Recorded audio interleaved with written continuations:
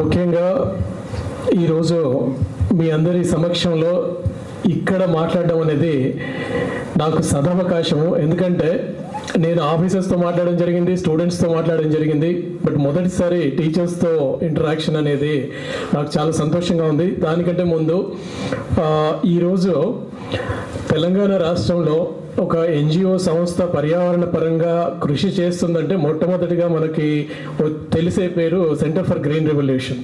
నాకు ఈ పేరు గురించి సాయి భాస్కర్ రెడ్డి గారు గత 10-15 సంవత్సరాలుగా చెప్తున్నారు. సో ఈరోజు మిమ్మల్ని ఇద్దరిని కలిసి మీరు మాట్లాడిన విధానాన్ని ప్రత్యేకంగా ప్రశంసిస్తూ ఈ అవకాశాన్ని కల్పించినందుకు మీ ఇద్దరికి నా నమస్కారాలు.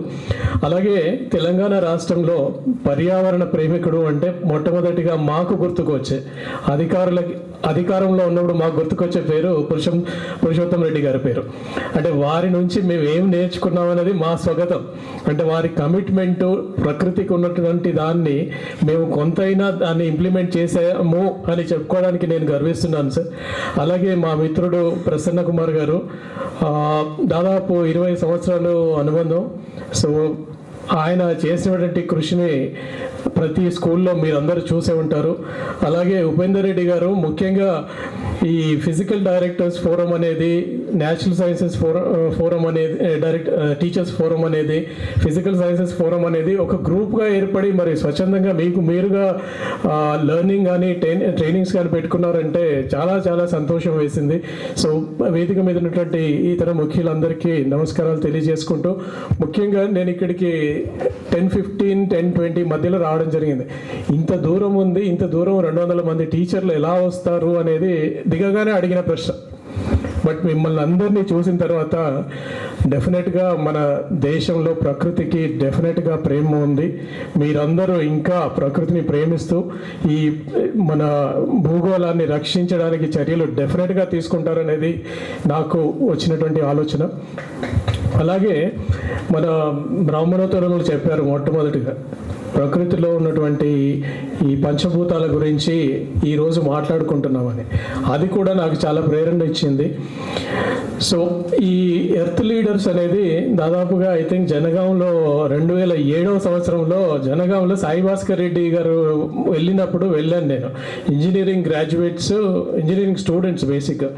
సో ఆ రోజు గుర్తుంది నాకు, ఇంకా 18 సంవత్సరాల క్రితం. అది ఆడియో రికార్డింగ్ కూడా చేసి నాకు ఈ మధ్యన ఆయన పంపించడం జరిగింది. సో మిమ్మల్తో ఈరోజు మాట్లాడడం చాలా చాలా సంతోషం. Coming to the subject, climate action in schools. So that is the most fundamental thing, and climate revolves, as far as I know, around, in the present context, carbon dioxide, oxygen and water. And all the three you teach in the schools. Carbon cycle కావచ్చు, oxygen cycle కావచ్చు, water cycle కావచ్చు, మీరే దానికి ఆద్యులు. ఎవరి mind సెట్లో, పిల్లల mind సెట్లో అవి ఏ విధంగా కూర్చుంటున్నాయి అనే దానికి మీరు చేసేటువంటి కృషి ముఖ్యమైనది అనేది తెలియజేస్తూ, అయితే ఒక అనామలీ, కార్బన్ డైఆక్సైడ్ లేకపోతే చెట్లు బతకవు, ఆక్సిజన్ లేకపోతే మనుషులు బతకరు. కార్బన్ డైఆక్సైడ్ లేకపోతే చెట్లు బతకవు, ఆక్సిజన్ లేకపోతే మనుషులు బతకరు. మరి ఏంటిది? దాన్ని బ్యాలెన్స్ చేయడమే మనం చేయాల్సినటువంటి కృషి. క్లైమేట్ మారుతలేదా అంటే 1000 సంవత్సరాలుగా క్లైమేట్ మారుతూనే వస్తుంది. రకరకాలుగా మారుతూ వచ్చినాయి, రకరకాల జీవరాశులు అంతరించిపోయినాయి, రకరకాల ఫెమిన్స్ వచ్చినాయి. కానీ ఎప్పుడైతే ఈ ఇండస్ట్రియల్ రెవల్యూషన్ కానీ మన మానవాభివృద్ధి స్పీడ్ అందుకుందో, ప్రకృతి కూడా మార్పులు చాలా స్పీడ్గా నడుస్తున్నాయి. అంతెందుకు క్లైమేట్ వెదర్ని డిఫరెన్షియేట్ చేయమంటే, climate over a long time, weather is a daily process అనేది మనం అందరికీ తెలుసు. బట్ క్లైమేట్ అనేది కూడా ప్రతి సంవత్సరం మారుతూ ఉంది ఇప్పుడు. మరి భవిష్యత్తులో ఇంకా ఈ స్పీడ్ అందుకుంటే ఇంకా ఎంత తొందరగా మారుతుందో ఈ సైకిల్ మనకు తెలియదు. క్లైమేట్ యాక్షన్కి సంబంధించి 3 రకాలుగా ఆలోచించవచ్చు. ఒకటి గ్లోబల్ యాక్షన్, ఒకటి నేషనల్ యాక్షన్. నేషనల్ యాక్షన్ ఎందుకంటే ప్రతి నేషన్కి ఒక పాలసీస్ అనేవి ఉంటావు కాబట్టి నేషనల్ యాక్షన్. అలాగే లోకల్ యాక్షన్, విలేజ్ లెవెల్లో కానీ ఎక్కడ ఏం చేస్తున్నారు లోకల్ బాడీస్ లెవెల్లో అనేది. గ్లోబల్ యాక్షన్గా ఏం జరుగుతుంది అనేది అనుకుంటే ఇవన్నీ మీరు సార్ పురుషోత్తం రెడ్డి గారు చెప్పారు. Club of Rome limits to growth అనేది, అంటే పర్యావరణము అభివృద్ధికి ఎక్కడ బ్యాలెన్స్ చేయాలి, చెయ్యకపోతే ఏం జరుగుతుంది? కార్బన్ పొల్యూషన్ పెరిగినా మానవ జాతి అంతరించిపోతుంది, రిసోర్సెస్ అంతరించిపోయినా మన లైఫ్ స్టైల్కి విఘాతం కలుగుతుంది. Somewhere limits to growth is అనేది ఉంటుంది. కాబట్టి next step is sustainable development. ఇవన్నీ ఎవరు ప్రపోజ్ చేశారు? Global think tanks. So sustainable development అనుకున్నప్పుడు ఏంటిది అది సస్టైనబుల్ డెవలప్మెంట్? మరి ఎన్విరాన్మెంట్ వర్సెస్ డెవలప్మెంట్ అనేది డిబేట్ జరుగుతుంది. సస్టైనబుల్ డెవలప్మెంట్ అనేది సింపుల్గా చెప్పాలంటే ఒక స్టూల్ ఉన్నది, మనం దాన్ని ఏమంటాం, స్టూల్కి 3 కాళ్ళు ఉంటాయి. ఆ 3 కాళ్ళు అనేవి బ్యాలెన్స్ చేస్తేనే ఆ స్టూల్ అనేది బ్యాలెన్స్డ్గా ఉంటుంది. ఆ 3 కాళ్ళు ఏవి అని అంటే ఎనీ ప్రాజెక్ట్ కానీ ఎనీ ఐడియా కానీ ఈ 3 తప్పకుండా చూడాలి, అప్పుడే సస్టైనబుల్ డెవలప్మెంట్ అనేది జరుగుతుంది. ఒక ప్రాజెక్ట్ తీసుకుంటే దానికి 3 కాళ్ళు ఏవంటే, ఒకటి సోషల్ యాక్సెప్టబిలిటీ. పబ్లిక్ యాక్సెప్టెన్స్ లేనిది ఆ ప్రాజెక్టు మన్నన పొందదు. ఈ మధ్య చూస్తున్నాం మనం, ethanol plants people are rejecting it. అవును. రెండవది వచ్చేసి ఎకనామిక్ వయబిలిటీ. ఎవరన్నా ప్రాజెక్ట్ పెట్టాలన్నా బిజినెస్ చేయాలన్నా కూడా ఎకనామిక్ వయబిలిటీ లేనిది ఎవరు ముందుకు వెళ్ళలేరు. సో అది కంపల్సరీ. మూడవది వచ్చేసి ఎన్విరాన్మెంటల్ సస్టైనబిలిటీ. ఎన్విరాన్మెంట్ను కూడా బ్యాలెన్స్ చేయకపోతే ఈ లాభాలు అనేవి ఎక్కువ కాలం పాటు రావు, సొసైటీ అనేది ఎక్కువ కాలం పాటు యాక్సెప్ట్ చేయదు. సో ఈ 3 కాళ్ళు ఏవైతే ఉన్నాయో ఈ 3 కాళ్ళను బ్యాలెన్స్ చేసినప్పుడే మనకు సస్టైనబుల్ డెవలప్మెంట్ అనేది పాసిబిలిటీ ఉంది. అందుకే ఈ మధ్య కాలంలో ప్రతి ప్రాజెక్ట్కి కాస్ట్ బెనిఫిట్ అనాలిసిస్ అని, సోషల్ కాస్ట్ బెనిఫిట్ అనాలిసిస్ అని అన్నీ చేస్తూ ఈ సస్టైనబుల్ డెవలప్మెంట్ గోల్గా ముందుకెళ్ళాలనేది ఉద్దేశంతో జరుగుతుంది. ఈరోజు COP11 జరుగుతున్న ప్రపంచం అంతటా క్లైమేట్ చేంజ్ గురించి ఈరోజు కూడా 1000 ప్రదేశాల్లో కనీసం కాన్ఫరెన్సెస్, వర్క్షాప్స్ ఏదో ఒకటి జరుగుతూ ఉంటుంది. గత 20 సంవత్సరాలుగా జరుగుతుంది. మనం ఏం చేస్తున్నాం అనేది. సో ఒకసారి నేషనల్ లెవెల్లో ఆలోచించినప్పుడు మన కాన్స్టిట్యూషన్లో ముఖ్యంగా directive principles of state policy అనేది ఉంది. అంటే ప్రభుత్వాన్ని ఎలా నడపాలి, ప్రభుత్వ పరంగా ఎలాంటి చర్యలు తీసుకోవాలని. One of the principal is in that government should work towards conservation of forest, wildlife, lakes, rivers అనేది డిస్క్రిప్షన్ ఉంది. నేచురల్ రిసోర్సెస్ అన్నింటినీ కాపాడుకోవడానికి ప్రభుత్వం చర్యలు తీసుకోవాలని. సో ఆ డైరెక్టివ్ ప్రిన్సిపల్స్ ఆఫ్ స్టేట్ పాలసీని బేస్ చేసుకొని government of India various schemes మన దేశవ్యాప్తంగా ఇంప్లిమెంట్ చేయాలి అనేది ఉద్దేశం. అయితే నేషనల్ లెవెల్లో మనం ఏం చేసామనేది ఒకసారి వెనక్కి తిరిగి చూస్తే ప్రభుత్వ పరంగా చాలా చర్యలు చేపట్టబడ్డాయి. Unimaginable measures are taken. Whatever Purushottam Reddy గారు చెప్పింది దానితో కూడా ఏకీభవిస్తూ ఎట్ ద సేమ్ టైం ప్రభుత్వం చేయాల్సిన దానికంటే చాలా ఎక్కువ చేసిందని నేను చెప్తాను. ముఖ్యంగా మన రాష్ట్రంలో పోయిన గాడికి పోయినాయి, but at the same time enough effort is done by the government to save the forests, to save the lakes, and it is going on now also. First point. Now second point is national level law. If you look at just 10 to 15 years back, national policy on national missions on mitigating and adaptations for the climate change lo chuste solar power anedi మనం ప్రపంచంలో 4వ స్థానానికి ఎదిగాం. అంటే ఏంటి, మనం ఫోసిల్ ఫ్యూయల్స్ని వాడకాన్ని తగ్గిస్తున్నాం. ఆ ఫోసిల్ fuels అయిపోతుంది అనేది club of Rome limits to growth concept. But at the same time sustainable development, alternative ఎనర్జీని ఎక్స్ప్లోర్ చేస్తూ మనం ఈరోజు చాలా పెద్ద ఎత్తున ముందుకు సాగుతున్నాం. అలాగే సస్టైనబుల్ అగ్రికల్చర్ సైడ్ ఈ మధ్య కాలంలో నేచురల్ ఫార్మింగ్ అని చెప్పేసి గవర్నమెంట్ చాలా పెద్ద ఎత్తున పాలసీ తీసుకొచ్చి ఫండింగ్ కూడా సపోర్ట్ చేస్తూ ప్రతి రాష్ట్రంలో నేచురల్ ఫార్మింగ్ ప్రాక్టీసెస్ అడాప్ట్ చేయాలి అనేది పెద్ద ఎత్తున తీసుకురావడం జరిగింది. అలాగే వాటర్ యూజ్ ఎఫిషియన్సీకి సంబంధించి బిందు సేద్యం కానీ, ఈ తుంపర సేద్యం కానీ, ఇవన్నీ ఎందుకు వస్తున్నాయి? ఇవన్నీ బేసిక్గా గవర్నమెంట్ ప్రమోట్ చేసే పాలసీస్ మనకు డైరెక్ట్గానో ఇండైరెక్ట్గానో మనకు ఆటోమేటిక్గా ఈ క్లైమేట్ చేంజ్ మిటిగేషన్ కానీ అడాప్టేషన్ స్ట్రాటజీస్గా కానీ మనకు ఉపయోగపడుతున్నాయి. ఇవన్నీ మనం చేసే మన భారతదేశం కాంట్రిబ్యూట్ చేసే మిటిగేషన్ వర్క్స్కి ప్రపంచవ్యాప్తంగా ప్రచారం కూడా దొరుకుతుంది. దానికి ప్రపంచవ్యాప్తంగా భారతదేశం చేస్తున్నటువంటి కృషిని కూడా గుర్తించడం జరిగింది. అలాగే అర్బన్ సస్టైనబుల్ హ్యాబిటాట్స్ అని, గ్రీన్ బిల్డింగ్ కాన్సెప్ట్ అని, ఈ గేటెడ్ కమ్యూనిటీస్ ఇవన్నిట్లలో కూడా కంపల్సరీ ఇంత % పచ్చదనం ఉండాలి, కంపల్సరీ STPs పెట్టాలి, సివరేజ్ ట్రీట్మెంట్ ప్లాంట్స్ పెట్టుకొని ఇంటర్నల్గా వాటర్ రీసైక్లింగ్ వాడాలి అనేది చాలా చాలా చేశారు. కానీ ఒక సైడ్ సొసైటీ కోఆపరేషన్ అనేది అన్ని రకాల మనుషులు, పెద్ద జనాభా, అన్ని రకాల మనుషులు ప్రభుత్వ పాలసీస్కి అగెయిన్స్ట్ చేస్తేనే మనకు ఏదో ఐడెంటిటీ ఉన్న ఫీలింగ్ ఉన్నటువంటి మన సొసైటీలో డెఫినెట్గా there will be positives, negatives. But నా ఉద్దేశం ప్రకారం గవర్నమెంట్ చేసే ఎఫర్ట్స్ని పబ్లిక్ యూజ్ చేసుకొని పబ్లిక్ని ఎంత పెద్ద ఎత్తున మొబిలైజ్ చేసి డిమాండ్ డ్రివెన్గా చేయగలిగితే బాగుండేది. కానీ ఇది టాప్ డ్రివెన్ అయిపోయి రెసిస్టెన్స్ అనేది డెవలప్ అవుతుంది సొసైటీలో. అన్ఫార్చునేట్ అది. దానికే మీరు కృషి చేయడానికి అవకాశం ఉంది. ఈరోజు లోకల్ యాక్షన్స్ చూస్తే నేను చెప్పాను, నేషనల్ లెవెల్, గ్లోబల్ లెవెల్లో, national level, local level action చూసినప్పుడు అగైన్ రాజ్యాంగంలో ఫండమెంటల్ డ్యూటీస్ అనేది ప్రత్యేకంగా చెప్పబడింది. ప్రతి పౌరుడికి ప్రాథమిక హక్కులు ఉన్నాయి. హక్కులు ఇవ్వకపోతే ఇమీడియట్గా కోర్టుకు వెళ్ళడమో లేకపోతే ధర్నాలు చేయడమో జరుగుతుంది. కానీ ఎట్ ద సేమ్ టైం ప్రతి పౌరుని మీద ఫండమెంటల్ డ్యూటీస్ అనేది కంపల్సరీగా పర్ఫామ్ చేయాల్సిన బాధ్యత నుంచింది, కానీ కంపల్సరీ చేయలేదు రాజ్యాంగం. ప్రతి పౌరుడు నిర్వర్తించాలి అని చెప్పారు. దాంట్లోనే ఇవన్నీ ఉన్నాయి. మళ్ళీ పర్యావరణాన్ని కాపాడుకోవడం, అడవులను రక్షించుకోవడం, నదీ జలాలను కాపాడుకోవడం, చెరువులను కాపాడుకోవడం, ఇవన్నీ ఫండమెంటల్ డ్యూటీస్గా ప్రతి పౌరుడి మీద బాధ్యత ఉంది. ఎంతమందిని ఈ బాధ్యతలు నిర్వర్తిస్తున్నాం అనేది ఒకసారి ఆలోచన చేయాలి. సో టీచర్లకు సంబంధించిన క్లైమేట్ యాక్షన్ ఇన్ స్కూల్స్ ఏం చేస్తామనుకుంటున్నారు అనేది మన ముందున్న ప్రశ్న.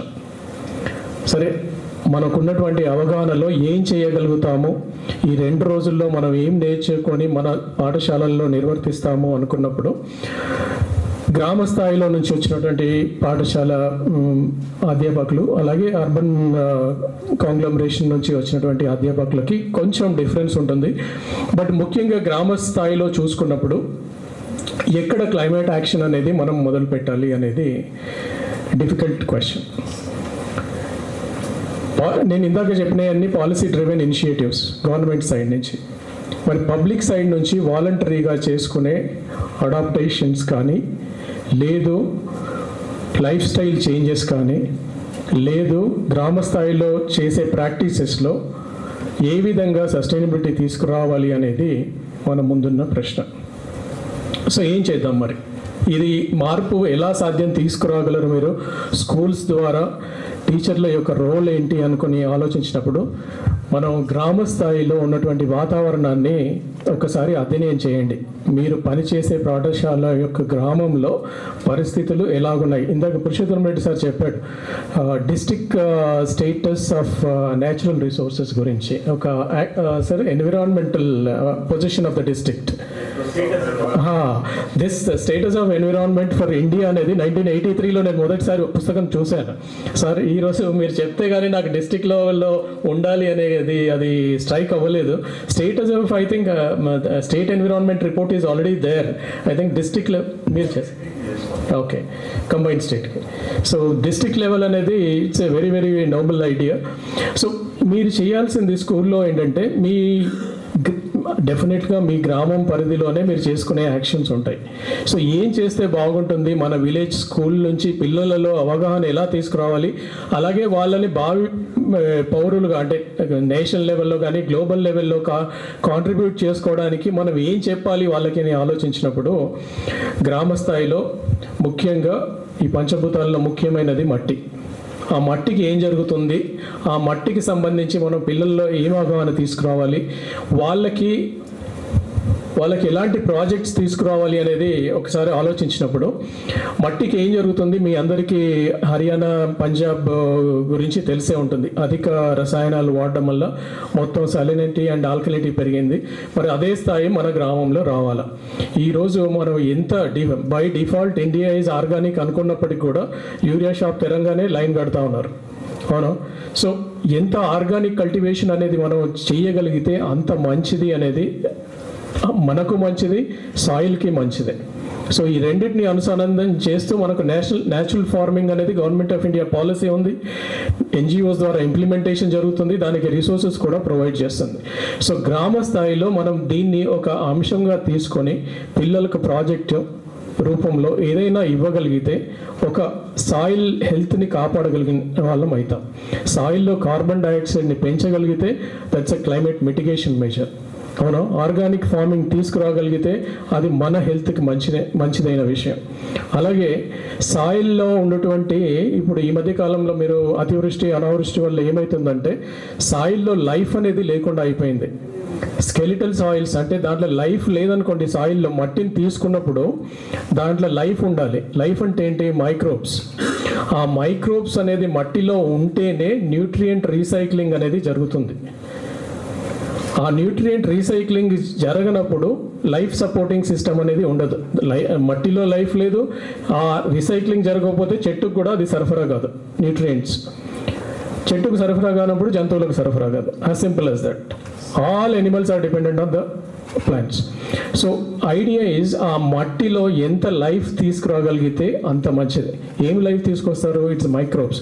మనకు కనబడవు, బట్ ఆ లైఫ్ ఉన్న మట్టిని ఎలా గుర్తించాలి, లైఫ్ లేని మట్టిని ఎలా గుర్తించాలి అనేది సింపుల్ టర్మ్స్లో, అంటే మీరు పెద్ద పెద్ద విషయాలు వాళ్ళకి చెప్పాల్సిన అవసరం లేదు నా దృష్టిలో.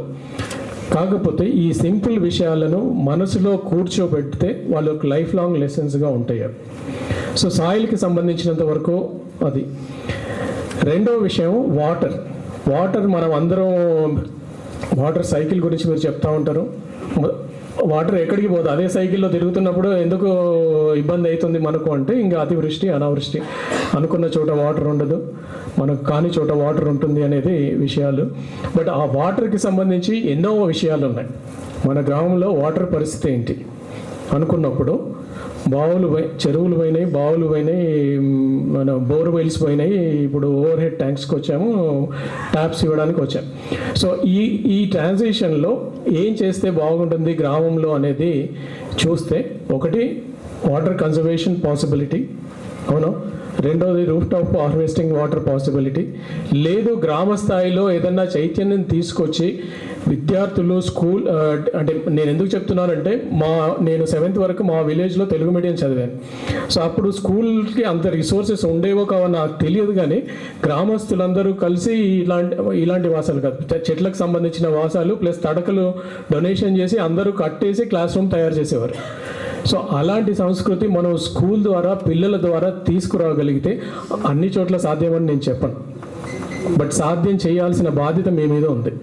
సో అది సాధ్యపడితే అంటే ఎలా చేస్తారో డైరెక్ట్ అందరిని అడిగితే ఏం చెప్పరు. అందరూ స్టేక్ హోల్డర్స్ని మీరు మొబిలైజ్ చేయాల్సి ఉంటుంది. ఒకరోజు స్కూల్కి పిలవడం, సర్పంచ్ని కానీ మిగతా విలేజ్ స్థాయిలో ఉన్నటువంటి డెసిషన్ మేకర్స్ కానీ ఇన్ఫ్లుయెన్సర్స్ కానీ పిలిచి మీటింగ్ పెట్టి ఏం చేస్తే బాగుంటుంది పర్యావరణ పరంగా అనేది ఆలోచన చేస్తే 1000 గ్రామాల్లో 10 గ్రామాలు దారి చూపినా కూడా మిగతా ఇంకో 10 గ్రామాలు ఆ దారిన నడవడానికి అవకాశం ఉంది. సో వాటర్కి సంబంధించినటువంటివి బిందు సేద్యం కానీ తుంపర్ల సేద్యం కానీ water conservation point of view any activity మీరు చూస్ చేసుకోవడానికి అవకాశం ఉంది గ్రామ స్థాయిలో. అంటే ఈ ప్రతి గ్రామానికి ఒక రిక్వైర్మెంట్ అనేది ఉంటుంది. ఆ రిక్వైర్మెంట్ ప్రకారము వెళ్తే మీకు కోఆపరేషన్ ఉంటుంది. అంతేగాని మీరు బయట నుంచి తీసుకొచ్చి ఏదో కొత్తగా ఇన్స్టాల్ చేస్తాము అని అంటే roof top harvesting may not work in the villages. అవును. సో కాబట్టి వాటర్కి సంబంధించి సమ్ ప్రాజెక్ట్స్ పిల్లల ద్వారా చేయించి గ్రామస్తుల్లో ఉత్తేజం తీసుకురావడానికి ప్రయత్నించాలనేది వాటర్కి సంబంధించినటువంటిది. మూడో విషయం ఏంటంటే ఆక్సిజన్ని మనం ఎలా పెంచాలి. ఇప్పుడు మీరు సైన్స్ పాఠం చెప్తుంటే చెట్లు ఎందుకు నాటాలి అంటే ఏం చెప్తారు పిల్లలు? మీరేం చెప్తారు? ఫస్ట్ ఆన్సర్ అదే, ఆక్సిజన్ కోసం చెట్లు నాటాలి అనేది కాదు. ఆ పరిస్థితి మారిపోయింది. కార్బన్ డైఆక్సైడ్ ఫిక్స్ చేయడానికి చెట్లు నాటాలి. మేము చదువుకున్నప్పుడు ఆక్సిజన్ కోసం అడిగి ఉంటాము. మీరు చదువు చెప్పేటప్పుడు కార్బన్ డైఆక్సైడ్ ఫిక్సింగ్ కోసం చెట్లు నాటాలి అనే విషయాన్ని వాళ్ళకి చెప్పాలి. ఎందుకంటే మొత్తం కార్బన్ డైఆక్సైడ్ వల్లనే ఈ క్లైమేట్ యాక్షన్ జరుగుతుంది, క్లైమేట్ చేంజ్ అనేది జరుగుతుంది. మొత్తం మనను కార్బన్ డైఆక్సైడ్ మేజర్ ఇన్ఫ్లుయెన్సర్, ఇంకా మీథేన్ కానీ నైట్రస్ ఆక్సైడ్ కానీ అవి ఉన్నాయి. బట్ ఐడియా ఈజ్ ఈ కార్బన్ ఆక్సిజన్ సైకిల్స్ని ఎలా మెయింటైన్ చేయాలనుకున్నప్పుడు greenery is the only solution. గ్రామం పచ్చగా ఉంది అనుకుంటే టైం ఉంది కదా, గ్రామం పచ్చగా ఉంది అనుకున్నప్పుడు ఎందుకంటారు గ్రామం పచ్చగా ఉందని?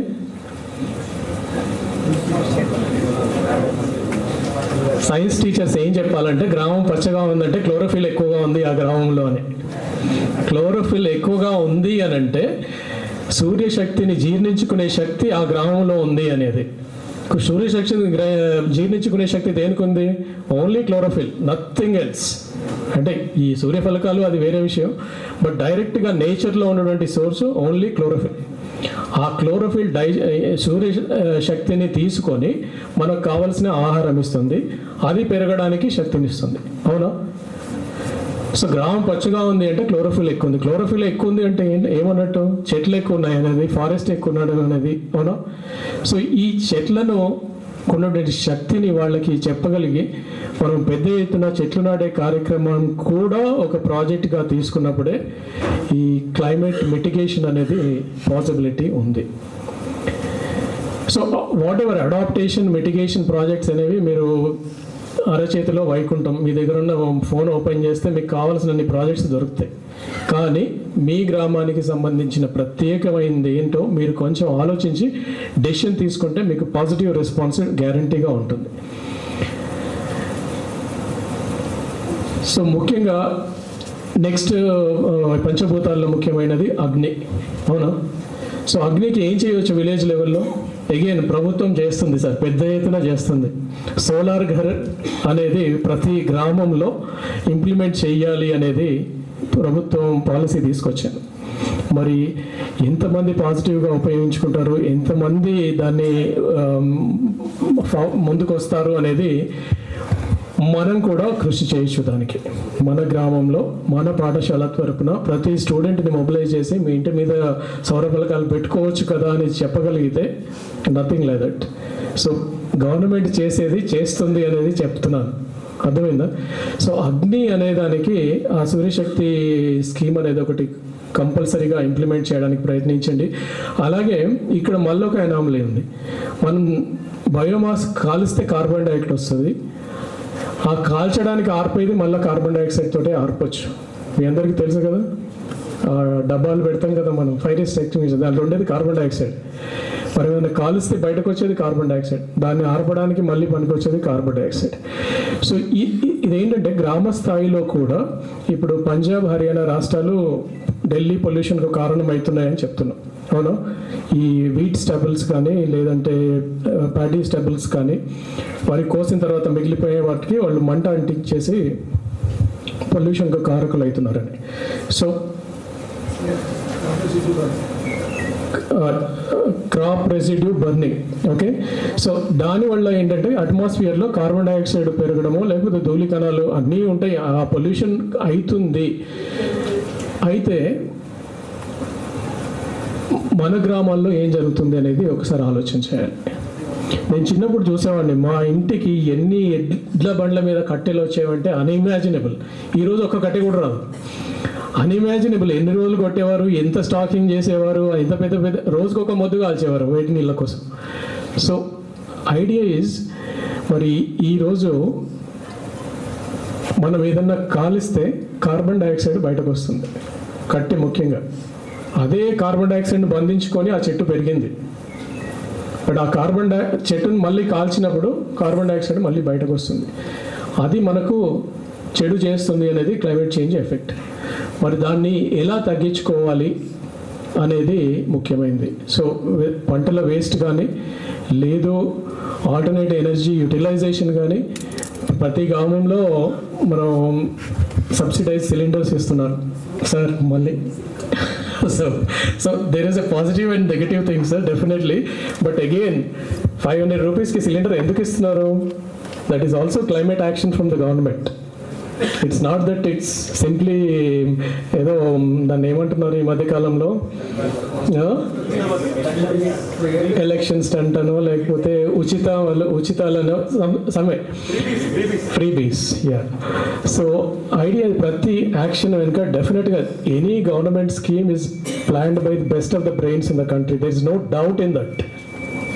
మేబీ మీరు ఎగ్జామ్ రాసి ఉండరు, మీరు సెలెక్ట్ అయ్యి ఉండరు ఎగ్జామ్ రాయకపోవడం వల్ల. బట్ ఆ ఎగ్జామ్ రాసి వచ్చిన వాళ్ళందరూ మేధావులు అనేది అయితే గట్టిగా చెప్పగలరు.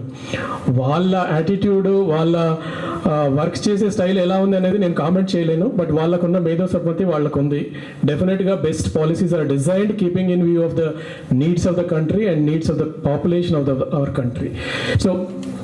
సో నేను అనేది ఏంటంటే మీ గ్రామ స్థాయిలో మీ school climate action at schools చూసినప్పుడు ఎంతమందికి సిలిండర్లు వాడుతున్నారు, ఎంతమంది పొయ్యిల కట్టెలు వాడుతున్నారు అనేది చూడటము లేదు. ఎంతమందికి క్రాప్ రెసిడ్యూ బర్న్ చేస్తున్నారు. క్రాప్ రెసిడ్యూ బర్న్ చేస్తే it is a drastic climate negative action. ఎందుకంటే అదే కార్బన్ డైఆక్సైడ్ భూమిలోకి వెళ్ళి హ్యూమస్ డెవలప్ అయితే ఆ కార్బన్ డైఆక్సైడ్ ఇంకా చాలా కాలం ఉంటుంది భూమిలో.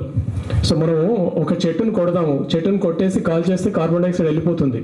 అదే ఇలాంటి వస్తువు తయారు చేసామనుకోండి, కార్బన్ డైఆక్సైడ్ని ఇంకో 50 ఏళ్ళు దీంట్లో బంధిస్తున్నాం.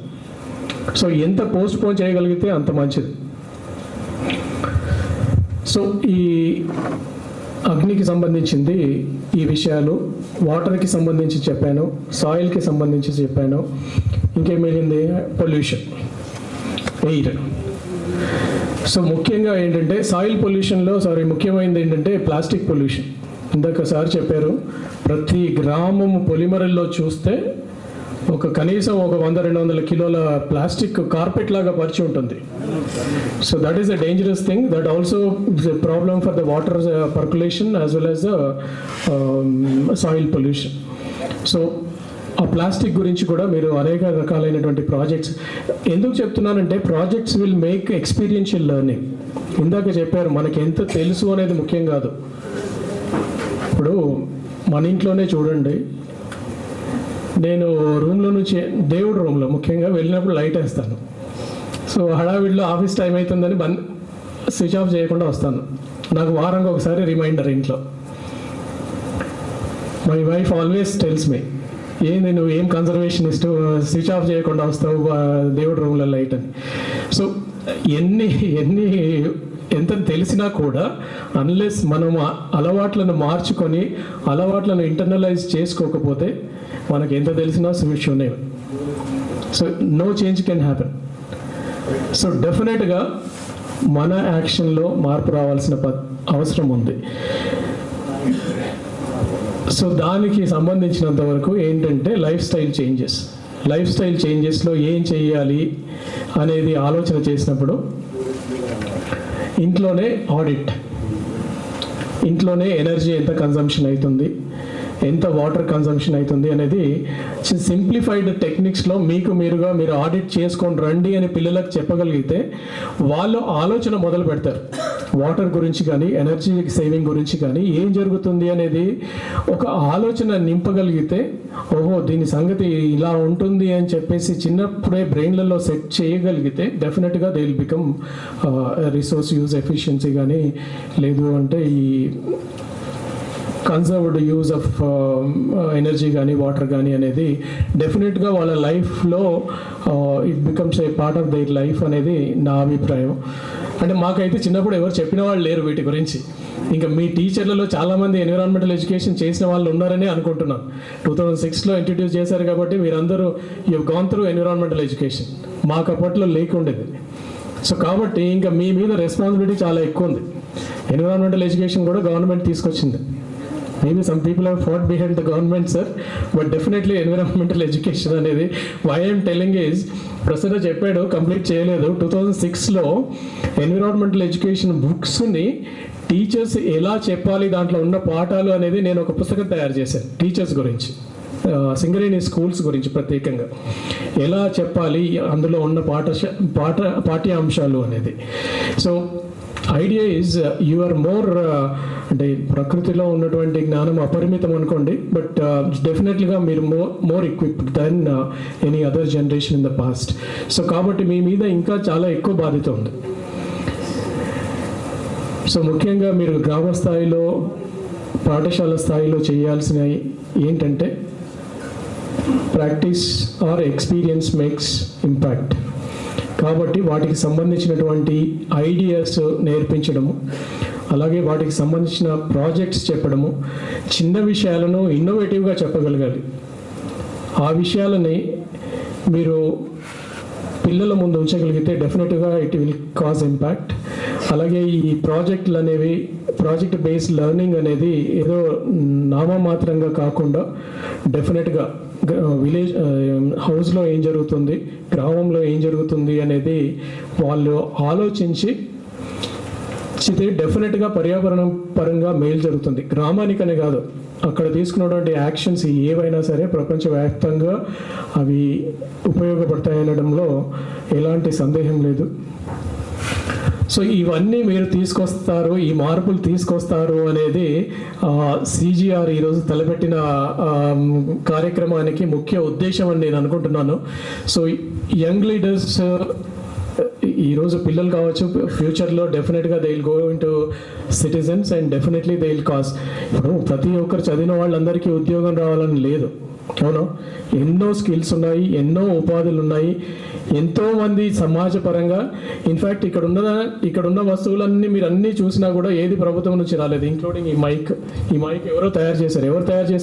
ఎవరో చదువుకున్న వ్యక్తి ఇండస్ట్రీ పెట్టాడు, రిసోర్సెస్ అన్ని పూల్ చేశాడు, ఇంకోరికి ఉద్యోగాలు ఇచ్చాడు, ఇది తయారు చేశాడు. సో చదువుకున్న ప్రతి ఒక్కరికి గవర్నమెంట్ ఉద్యోగం రావాలనేది లేదు, జరగలేదు. గతంలో సార్ టైంలో జరిగిందని చెప్పారు, సారీ. సో ఫ్యూచర్లో అలాంటి జరగడానికి అవకాశం లేదు. కాబట్టి డెఫినెట్గా వాళ్ళలో తీసుకురావాల్సిన మార్పులు ఏంటంటే ఈ తెలివితో పాటు స్కిల్స్ నేర్పించడము, లైఫ్ స్కిల్స్ నేర్పించడము, అలాగే వారి నడవడికలో మార్పు తీసుకురావడం. అంటే నడవడిక అంటే ఒక బ్రాండ్ ఇమేజ్ అనేది వస్తుంది. సార్కి ఎలా వచ్చింది? పర్యావరణ ప్రేమికుడు. తెలంగాణ రాష్ట్రంలో ఎవరిని అడిగినా కూడా పర్యావరణ ప్రేమికుడు అంటే సార్కు ఫస్ట్ పేరు వస్తుంది. ఎందుకు వస్తుంది? కృషి చేశారు కాబట్టి. ఆయన ఏదో బ్రాండ్ బిల్డ్ చేయలేదు కదా, మనమందరం పర్యావరణ ప్రేమికుడు అనుకుంటున్నాం. సో అలా ప్రతి ఒక్కరికి ఏదో ఒక బ్రాండ్ ఇమేజ్ని, ఏదో ఒకటంటే పాజిటివ్ బ్రాండ్ ఇమేజ్ని పెంపొందించడానికి కృషి చేయడం అనేది చాలా తప్పనిసరి విషయం. అది పిల్లలలో తీసుకురాగలిగితే ఇంకా బాగుంటుంది. ముఖ్యంగా ప్రవర్తనలో కంపల్సరీగా ఒక ఆదర్శప్రాయంగా ఉండడానికి మనం తీర్చిదిద్దగలిగితే, ప్రజాస్వామ్యానికి మనం చేసిన దానికి ఈ క్లైమేట్ యాక్షన్ ఇవన్నీ ఆటోమేటిక్గానే వస్తాయి. దాంట్లో ఒక బాలుడు చక్కగా పరివర్తన చెందాడు సామాజిక బాధ్యతతో అనుకున్నప్పుడు everything will fall in place. Thank you very much for this wonderful opportunity, CGR. Thank you very much for your patience listening. Thank you.